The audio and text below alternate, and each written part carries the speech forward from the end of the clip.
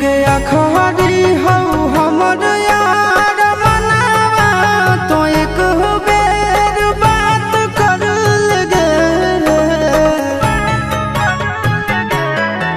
हो गया खरी हो हमर यार मनावा तो एक बेर बात कर लगे हो गे सोना यारवा हो भरती पटनवा में आके मुलाकात कर लेगे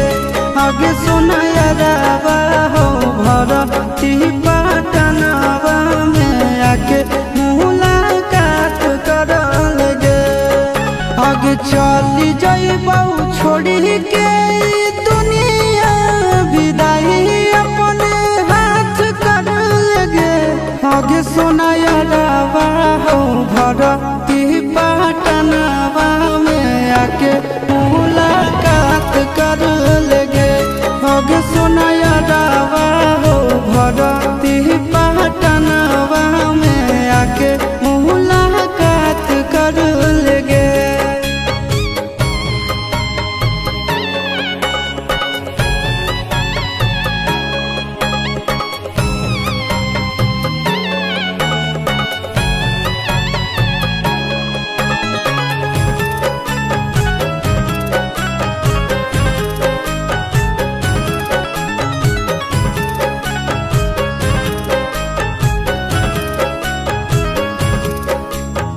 मरे घर पनिया पिलाई दी है जान गे कफन ओढ़ाई दी है टूटत ही जब प्राण गे मरे घर पनिया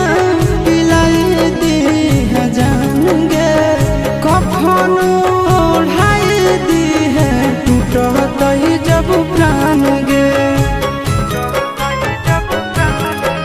आगे हमारा से तोरा जाती प्यार होता भेंट साक्षात कर लगे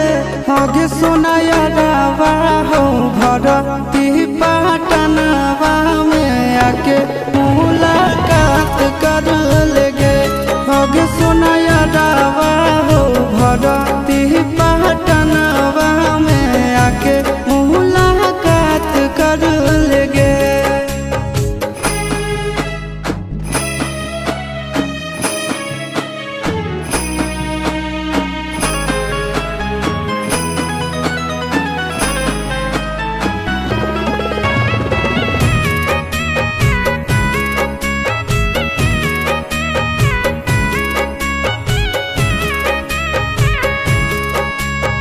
डॉक्टर जवाब दिल के बुलावा मौत के देखी के चेहरा जानू चल जाई है लौट के डॉक्टर जवाब दिल के बुलावा मौत के देखी के चेहरा जानू चल जाई है लौट के आगे अमन आलम दिला आशीष नंदन से औरी बिसवा घात कर लगे आगे सोना यारवा हो भरती पटनवा में आके मुलाकात कर लेगे आगे सोना यारवा हो भरती